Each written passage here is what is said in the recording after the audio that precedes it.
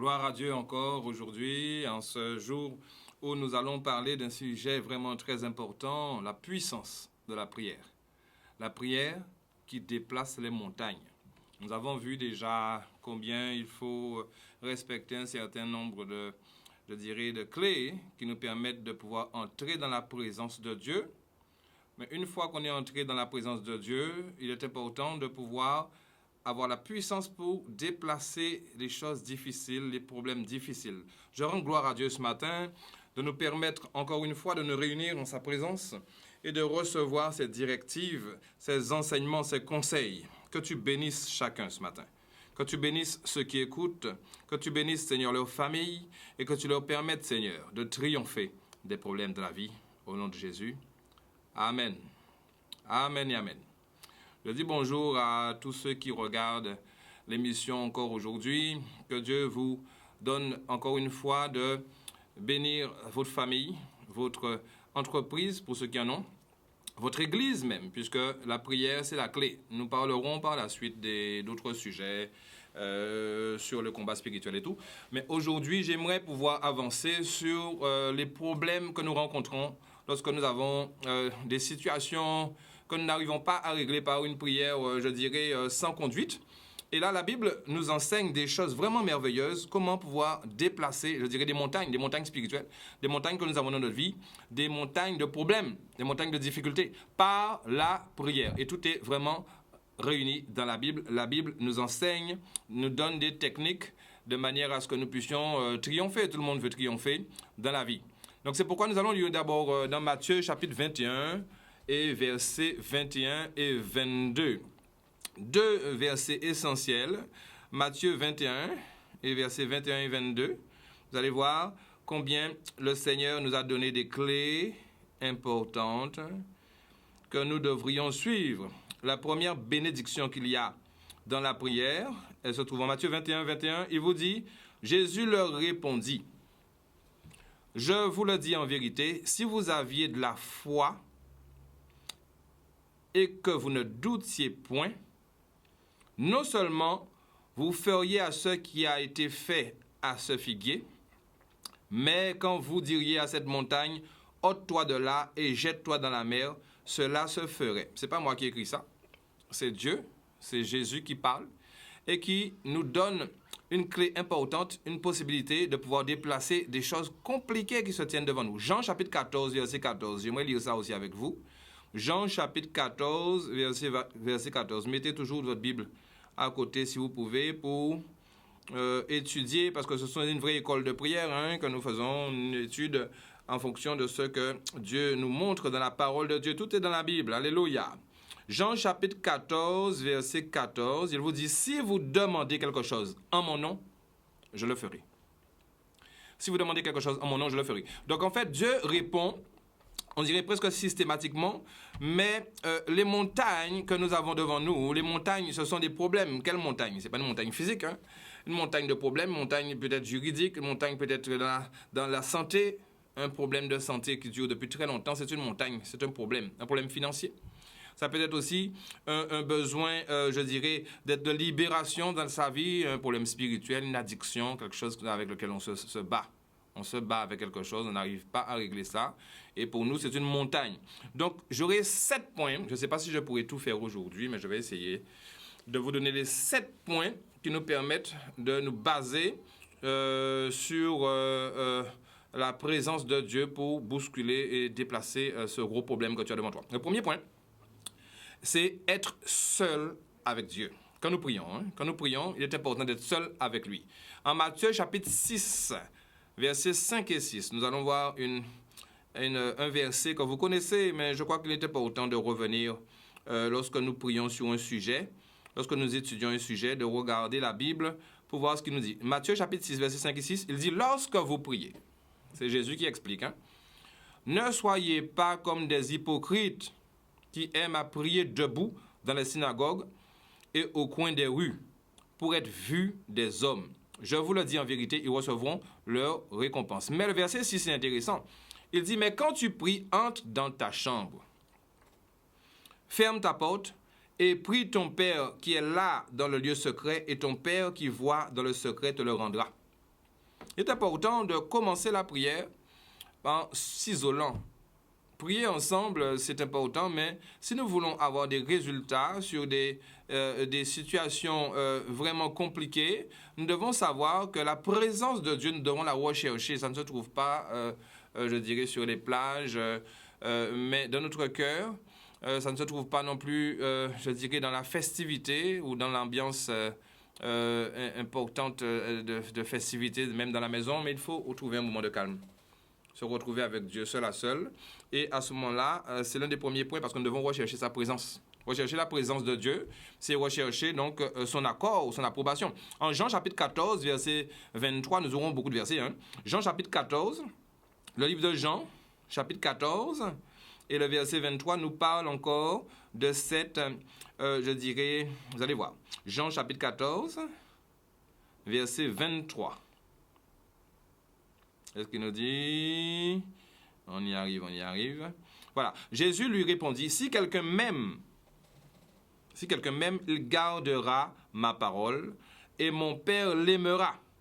Nous viendrons à lui et nous ferons notre demeure chez lui. Donc en fait, il y a une forme de complicité, d'intimité à avoir avec Dieu pour pouvoir, comment dirais-je, commencer à faire des choses sérieuses, à avoir des réponses sérieuses. Nous devons aimer Dieu. Aimer Dieu, c'est s'isoler, se mettre à l'écart devant sa présence.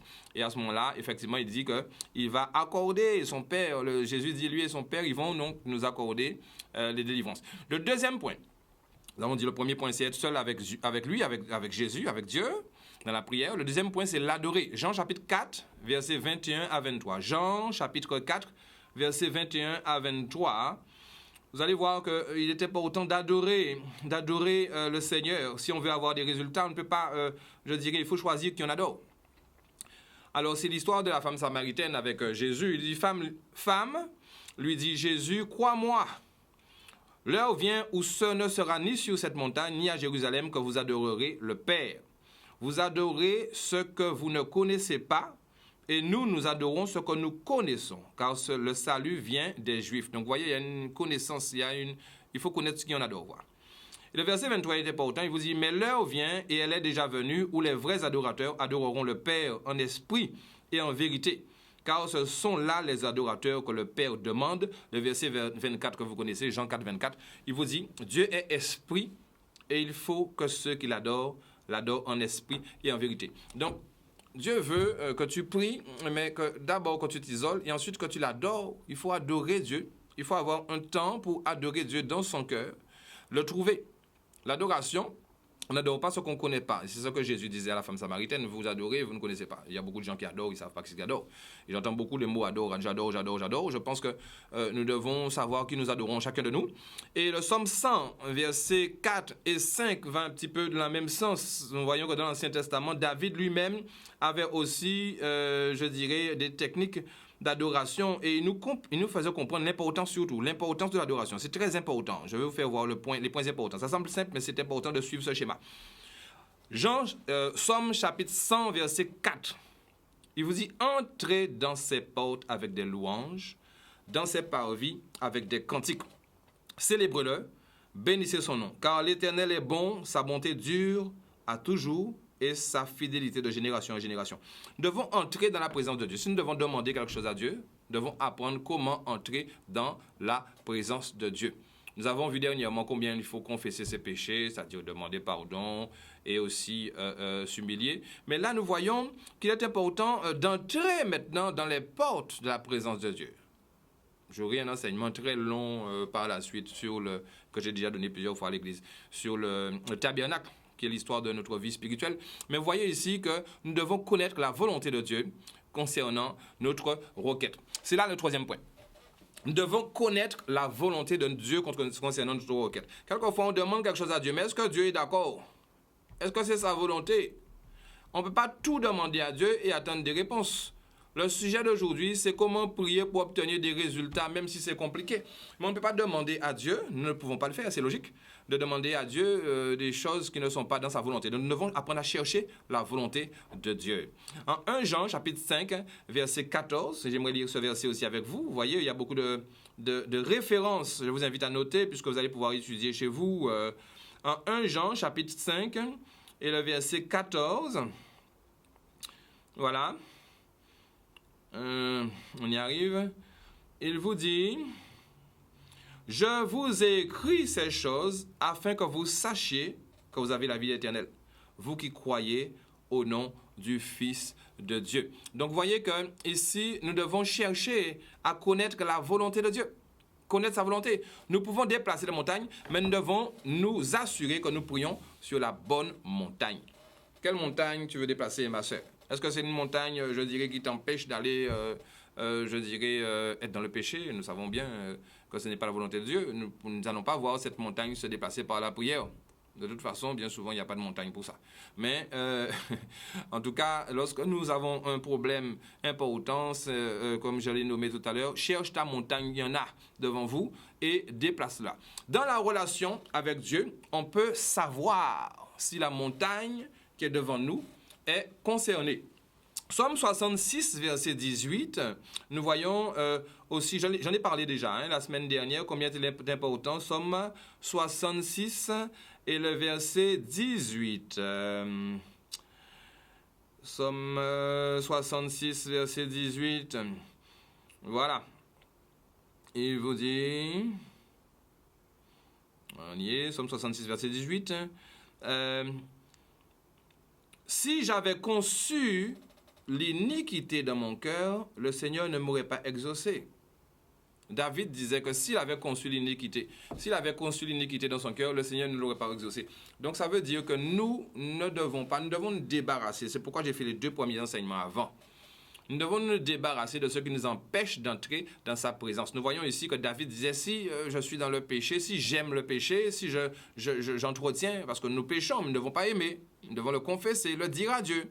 Et ensuite, le pardonner aux autres, comme on l'a vu la dernière fois. Mais c'est une des conditions essentielles qui nous empêche d'avoir la réponse à Dieu. Le 4e point, c'est la prière quotidienne. Nous ne devons pas prier Dieu à chaque fois que nous en avons besoin, que nous avons besoin d'un miracle, que nous avons besoin d'un changement de la situation difficile. On doit apprendre à prier Dieu de façon quotidienne. On voit cela dans Luc chapitre 11, verset 3, que vous connaissez très bien. Regardez... Luc chapitre 11, verset 3. Ce matin, nous sommes à nos crayons, à nos papiers, de manière à avoir un enseignement qui nous permet de continuer à étudier. Luc chapitre 11, verset 3, il vous dit, « Donne-nous chaque jour notre pain quotidien. » Beaucoup d'entre nous connaissons cette prière, c'est la prière exemplaire de Jésus, ou la prière des disciples, comme vous voulez, la prière de notre Père. Donne-nous chaque jour. On ne peut pas venir, si tu veux déplacer une montagne, quelque chose qui est grave, qui t'est arrivé, tu ne peux pas venir une fois, à chaque fois que c'est Noël, et puis demander à Dieu, ou alors quand il y a le problème. Non, il ne faut pas attendre ce problème. Nous allons voir ça mieux tout à l'heure, mais il faut avoir une relation. Quand notre vie spirituelle tombe, c'est parce que nous avons arrêté de prier.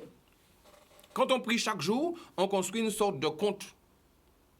On construit une sorte un stockage, quelque part, qui nous permet de pouvoir avoir la réponse de Dieu. Nos réponses, nos guérisons, nos délivrances, nos libérations sont déjà stockées par nos prières chaque jour. Et quand on en a besoin, on va les trouver. Regardez dans Apocalypse, chapitre 8, verset 3. Si je ne me trompe pas, oui, Apocalypse, chapitre 8, verset 3. Regardez ce qu'il dit. Même l'apôtre Jean, dans Apocalypse, il vous dit... Et un autre ange vint, et il se tint sur l'autel, ayant un encensoir d'or. On lui donna beaucoup de parfums, afin qu'il les offrit avec les prières de tous les saints sur l'autel d'or qui est devant le trône. Vous verrez mieux le parallèle lorsque je vais expliquer, Dieu voulant, par la suite, le chemin du lieu très saint dans le tabernacle. J'ai un enseignement vraiment très très long et très important sur le chemin d'entrée dans le tabernacle. Mais en tout cas, dans cet endroit-là, ici, dans ce lieu, dans ce verset, dans Apocalypse 8, verset 3, nous voyons que nos prières, c'est comme un stockage spirituel. Et là, nous voyons que l'ange vint et se tint sur l'autel, ayant un encensoir d'or, et lui donna beaucoup de parfums, afin qu'il les offrit avec les prières de tous les saints. Vos prières sont dans un lieu spirituel, et quand nous en avons besoin, eh bien, écoutez, eh bien, on le trouve. Regardez, Daniel et David, deux exemples importants, dans Daniel chapitre 6, verset 10, et dans dans Daniel, le livre de Daniel, chapitre 6, verset 10, on voit que Daniel priait 3 fois par jour. Je ne vais pas lire le verset parce que ça va trop loin. Et le psaume 55, verset 17, nous dit que David aussi priait matin, midi et soir. David, le roi David, et Daniel, le prophète Daniel, sont 2 exemples. Ils ont eu vraiment des choses très belles à nous donner aujourd'hui dans la parole de Dieu, mais ils avaient une habitude. Voilà, le mot habitude. Garde ce mot aujourd'hui. Le mot habitude. Habitue-toi à prier. Que tu aies des problèmes ou pas. Que tu aies des besoins ou pas. Et lorsque tu as, je dirais, un gros besoin, eh bien, simplement, Dieu puise dans le stock de prière et de ta fidélité et de ton engagement pour pouvoir te délivrer et enlever quelque chose de puissant. On veut souvent enlever un problème puissant de façon en priant puissamment au moment opportun, mais c'est pas ça. La puissance vient de la fidélité.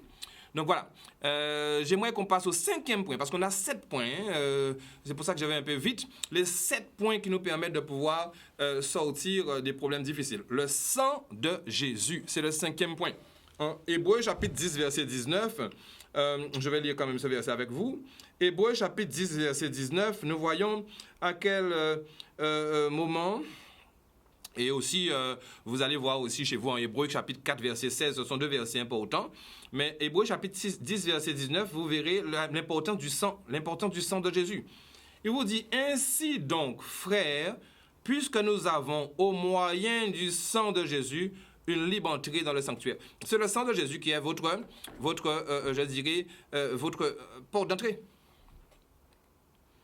Nous avons une libre entrée dans le sanctuaire, mais au travers du sang, au moyen du sang de Jésus. Ça revient un peu sur ce que j'ai fait comme, premier enseignement, c'est-à-dire le sang de Jésus va nous libérer. Le sang de Jésus, il n'y a pas de pardon. Il n'y a pas de pardon s'il n'y a pas le sang. Tu dois prier chaque jour avec le sang de Jésus. Chaque jour. En Isaïe 59, versets 1 et 2, il vous dit que la main de l'Éternel n'est pas trop courte. Le bras de l'Éternel n'est pas trop court, son oreille n'est pas trop dure pour entendre, mais c'est nos péchés. Alors nos péchés, bien sûr, comme je l'ai dit déjà, nous ne sommes pas sans péché. Nous sommes tous pécheurs. Mais notre responsabilité, c'est de les confesser. Notre responsabilité, c'est d'appeler le sang de Jésus nous libère, nous délivre. C'est très, très important. Il reste encore 2 points pour avoir cette montagne qui va se déplacer devant toi. C'est le point 6 déjà, c'est la foi. La foi.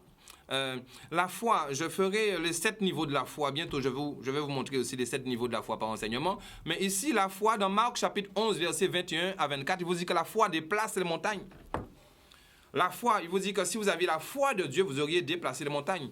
En Marc chapitre 11, versets 21 à 24, la foi déplace les montagnes. La foi, c'est croire. C'est croire en ce que Dieu dit et croire que ce que Dieu dit est vrai. Et croire que ce que Dieu dit qu'il est, il l'est vraiment. La foi, tout le monde a la foi, on peut avoir la foi. J'ai la foi sur la chaise où je suis assis, sur la voiture quand je la conduis. J'ai la foi de mon lit quand je me couche. Mais c'est une foi. Il faut avoir la foi que Dieu est Dieu. Et c'est pourquoi, quelquefois, bien souvent, nous voyons dans la Bible que Jésus reprenait ses disciples. Il disait, où est votre foi? Alors, il se posait la question, elle est où? Elle est dans le ciel, elle est dans la montagne, elle est où? La foi, c'était Jésus lui-même. La relation avec Jésus emmène la foi. La foi, c'est un don. La foi, ce n'est pas une puissance, je dirais, qu'on recherche, une expérience. Ah oui, on va se concentrer, on va avoir la foi. C'est pas ça. C'est pas se concentrer, on va avoir la foi. C'est quand on a Jésus, l'Esprit de Dieu nous donne la foi. Je vais vous donner des versets plus explicites si nécessaire.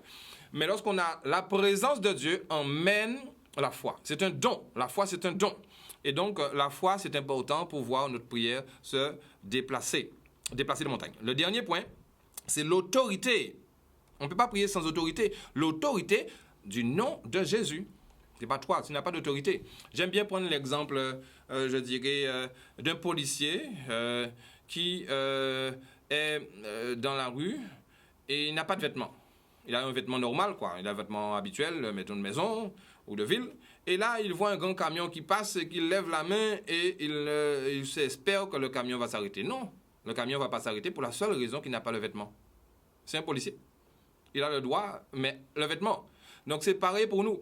Lorsque nous avons besoin d'utiliser l'autorité de Dieu, nous devons nous revêtir du nom de Jésus. Appeler le nom de Jésus, c'est le point le plus glorieux de ce que nous avons expliqué tout à l'heure. Jean chapitre 14, verset 13, je vais juste donner ce verset avant de commencer un peu à résumer. Jean chapitre 14 au verset 13, nous voyons, aujourd'hui il y a plusieurs versets, vous allez les lire. Jean chapitre 14, verset 13. Alors voilà, on y arrive. Hop. Voilà. Et, regardez, c'est un verset important. Jean, chapitre 14, verset 13. Regardez. Et tout ce que vous demanderez en mon nom, je le ferai, afin que le Père soit glorifié dans le Fils. Là, Dieu, le Père, veut se glorifier dans le Fils à travers ce qu'il fait pour toi. Et c'est pourquoi, en cet instant, j'aimerais que tu puisses comprendre qu'il y a vraiment un moment important pour prendre du temps devant le Seigneur et utiliser ce puissant nom. Parce que quand nous utilisons le nom de Jésus, c'est comme si c'était nous, c'est comme si c'était Jésus, pardon, comme si c'était Jésus qui priait lui-même. Quand toi tu pries, tu ne pries pas au nom de Jésus. C'est pourquoi je dis, il y a beaucoup de personnes qui prient. Je disais même le premier enseignement. Peut-être que tout le monde prie. Mais il n'y a pas de puissance, il n'y a pas de résultat, il n'y a pas de pouvoir parce que le nom de Jésus est une autorité. Donc, en conclusion, j'aimerais juste rappeler, pour ceux qui n'ont pas noté ou qui n'ont pas le temps, à votre mémoire, les 7 recommandations essentielles à respecter si nous voulons résoudre nos problèmes dans la prière. Les 7 recommandations pour résoudre nos problèmes, les problèmes difficiles, les problèmes compliqués. Il y a des problèmes qui sont simples, mais il y a des choses qui sont difficiles. Ce n'est pas au dernier moment. Alors voilà. Premièrement, être seul avec Dieu. Deuxièmement, l'adorer. Troisièmement, connaître sa volonté. On ne peut pas prier si on n'est pas dans la volonté de Dieu. Quatrièmement, prier chaque jour. Même si c'est 5, 10 minutes, 15 minutes, une demi-heure. Et prier le matin, le midi, le soir. Vous avez à couvrir la chose essentielle à faire. Votre journée, l'activité essentielle doit être la prière. Et vous allez voir. Et à utiliser aussi son autorité. Maintenant, ça c'est... non, pardon. Le point 4, c'était prier chaque jour. Le point 5, c'est plaider le sang de Jésus. Tu n'es rien à part que nous ne sommes rien si nous n'avons pas Jésus. Le sang de Jésus nous permet d'être purifiés. Et nous voyons le point 7 qui est utiliser son autorité, c'est le nom. Le nom de Jésus nous donne l'autorité. Le sang de Jésus nous lave. Le nom de Jésus nous donne l'autorité. Et entre deux, le point 6, avoir la foi de Dieu. La foi de Dieu. Croire que ce qu'il dit arrive. Lorsque Jésus était avec les disciples dans le bateau, sur le bateau, eh bien, il dormait. Parce qu'il sait que lui, il est là, rien ne peut se passer comme ça. Mais maintenant, lorsqu'il a dit, mais où est votre foi? La foi, c'est moi. Si vous avez le Seigneur, vous avez donc la bénédiction. Et là, exactement, toutes les montagnes peuvent se déplacer. Nous l'avons vu dans Marc chapitre 11. Je prie que vraiment le Seigneur vous donne ce matin d'avoir la victoire, la délivrance, la libération dans la prière. Toute réussite vient de la réussite de la prière. Et que chacun, Seigneur, ce matin, trouve un moment seul avec toi pour te trouver d'abord. D'abord te trouver. T'aimer et ensuite, Seigneur, utiliser les dons que tu leur donnes par la foi au nom de Jésus et par le sang de Jésus. Que toute montagne qui se tienne devant toi soit déplacée ce matin. Que toute montagne de maladie, montagne de crainte, montagne de sorcellerie, montagne de trahison, de complot, montagne qui se tient devant toi, de division, je la brise dans le nom de Jésus. Je la chasse par le sang de Jésus. Vous avez le droit de faire ça. Pourquoi? Par le nom de Jésus. Que Dieu vous bénisse, que Dieu vous bénisse, que Dieu vous multiplie. Nous allons prier la prochaine fois sur ce sujet. Ça sera la prière qui marche toujours. La prière qui marche toujours. Je vais vous parler de ça. Je fais encore mes salutations, notamment au pasteur Alain Villan, que nous attendons toujours en Guadeloupe, qui va arriver bientôt, normalement fin juillet. Donc, nous attendons de voir les résultats. En tout cas, je dis bonjour et aussi à ma famille, à l'église, à ceux qui sont fidèles et qui sont toujours avec moi pour, je dirais, chercher la face de Dieu. Nous ne sommes rien, mes frères et sœurs, sans la présence du Seigneur. Il revient bientôt. Et je crois que si je suis là, c'est pour vous encourager chacun à ne pas baisser les bras. Si tu veux choisir la prière. Tu dois apprendre, le jour où tu vas aimer la prière, on va aimer la prière au fur et à mesure qu'on a des résultats. Eh bien, quels que soient les problèmes, tu sauras que Dieu va pouvoir te délivrer. Et ça, c'est important. Je veux que mes frères et sœurs, ceux qui écoutent ce matin, comprennent que Dieu nous a tout donné, mais c'est nous qui ne faisons pas. Dieu aime ses enfants, il aime sa créature, il t'aime, toi qui regardes. Le Seigneur t'aime. Maintenant, il t'a donné tout. Il nous a tout donné. C'est nous, c'est pourquoi l'obéissance, c'est la clé de tout. Tout est dans la parole de Dieu. Dieu veut enlever la difficulté, le cancer. Dieu veut enlever le manque. Tu t'es pas marié, tu souhaites te marier. Dieu veut arranger ça. Dieu veut te redonner du travail, il veut te donner la délivrance des dettes. Mais toi, tu dois prier régulièrement. Pas prier pour te débarrasser, pas prier simplement pour régler quelque chose. Tu dois avoir une relation avec Dieu, une relation avec le Seigneur. Je vous invite donc le dimanche à 10h à la salle Red Star à la Jaille, à Bémao. À 10h, nous avons culte. À 10h, nous avons culte dimanche. Je vous invite à venir. Vous allez prendre rendez-vous aussi avec moi au 06 90 79 19. C'est mon numéro. 06 90 79 19. Vous êtes les bienvenus. Que nous puissions bénéficier ensemble de la bénédiction que Dieu nous donne encore dans ces temps. Même s'ils sont difficiles. Ils sont difficiles dans le monde ou alors pour le monde. Mais Dieu nous a donné un espoir. Il faut chercher la présence des frères et sœurs. N'abandonnez pas votre assemblée. Venez à l'assemblée et venez apprendre comment se sortir de nos travers, apprendre à sortir de nos combats, apprendre à réussir notre vie. Voilà, c'est ce que nous souhaitons. Alors, tous les problèmes peuvent être ôtés lorsque nous suivons la présence du Seigneur. Que Dieu vous bénisse, que Dieu vous élève et je vous dis à bientôt au nom de Jésus. Amen.